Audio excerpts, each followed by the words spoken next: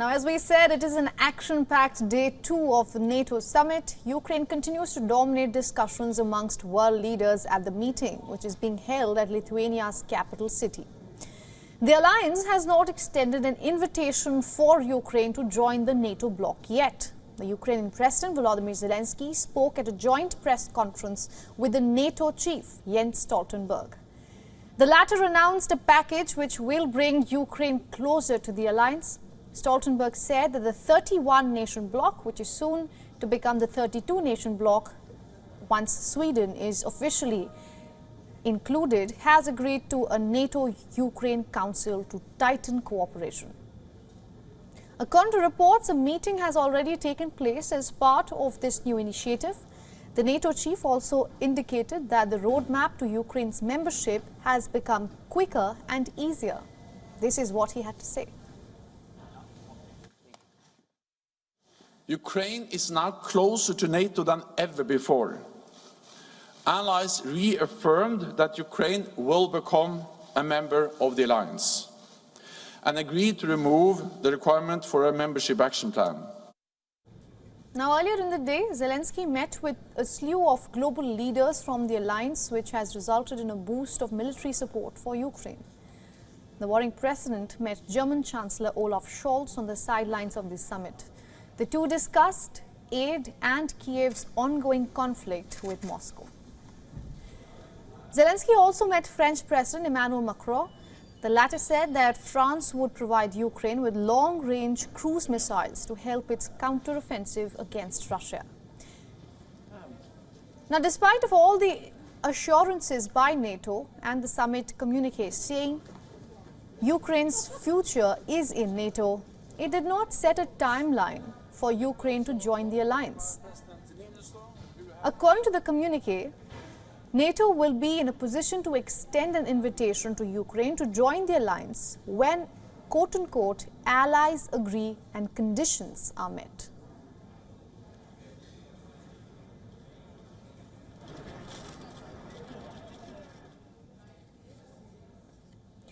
Now, for more on this, we are being joined by VOA correspondent Miroslava Gongadze, live from Warsaw.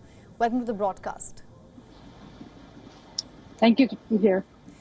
Now, we were not expecting a definitive yes or no for Ukraine's membership, but the latest statement by the NATO chief does not really push the needle at all. How do you think Kiev is going to take this? First of all, I think we have to realize that there was no expectations from the realistic experts that Ukraine will join NATO right away. Yes, Ukraine demanded, President Zelensky demanded to have a very clear language. However, all the signs from the NATO members were clear. We are ready to accept Ukraine in NATO. However, we are not. Ukraine would not become a member of NATO when the war is going on the territory of Ukraine. Right now, as we speak, the Ukraine and NATO Inaugural Council is starting its work. And from my sources, there would be some very concrete security guarantees for Ukraine. We don't know exactly what it would be, but the Prime Minister of Estonia actually indicated that they would do some kind of concrete steps that support for Ukraine would not depend on elections in any countries of the members of NATO. So yes, Ukraine is a little bit frustrated. Ukraine wants fast and Ukraine wants more. However, President Zelensky kind of admitting that yes, he is ready to do the work. Ukraine is ready to do its work to become a member state, and very soon, hopefully in Washington next year, Ukraine would get its invitation to NATO. Right. Now, you rightly pointed out that there was no definitive answer that was supposed to be, that was even expected in real terms. But, you know, the kind of narrative being pushed by NATO at the moment, which constantly saying that the membership will be extended on two conditions. One, when the allies agree, and two is when the conditions are met. What we're trying to understand is who exactly has to fulfill that. Is that NATO or is that Ukraine? I think conditions are on both sides, and especially on Ukraine side. And actually, a couple of heads of states already indicated what kind of reforms Ukraine is supposed to do. First of all, it's security and defense reform, and as well as cleaning corruption and building the institutions. So those requirements are not unique for NATO. Those requirements are special for accession of Ukraine to European Union. So those requirements have to be done anyway.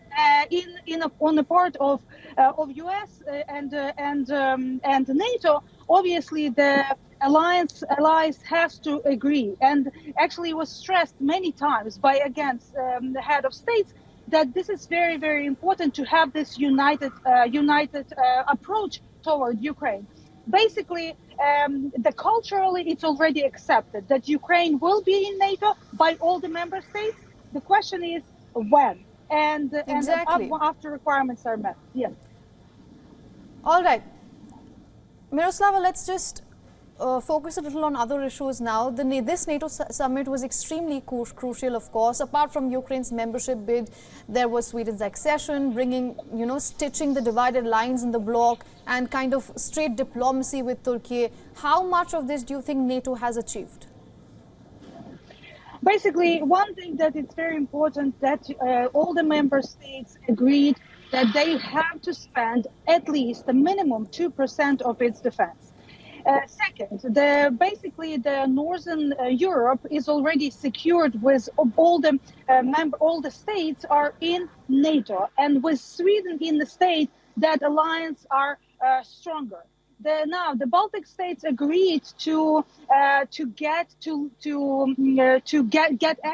give access to NATO.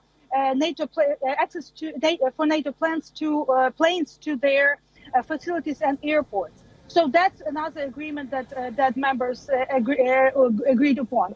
Member states would be training Ukrainian pilots on F-16, and Ukraine is expecting to get F-16, as Minister of Foreign Affairs said, early next year. So all that was agreed upon, and obviously Turkey dropped its opposition to Sweden join NATO, and that was a very detailed diplomacy on the U.S. part. I have been traveling with President Biden when he was vice president to Turkey, and I know that President Biden has a very special relations with the Turkish president, and those and that relations actually, I think, worked out. Absolutely, that's interesting insight. Actually, thank you so much for joining us, Miroslava, from Warsaw, and getting us all those inputs.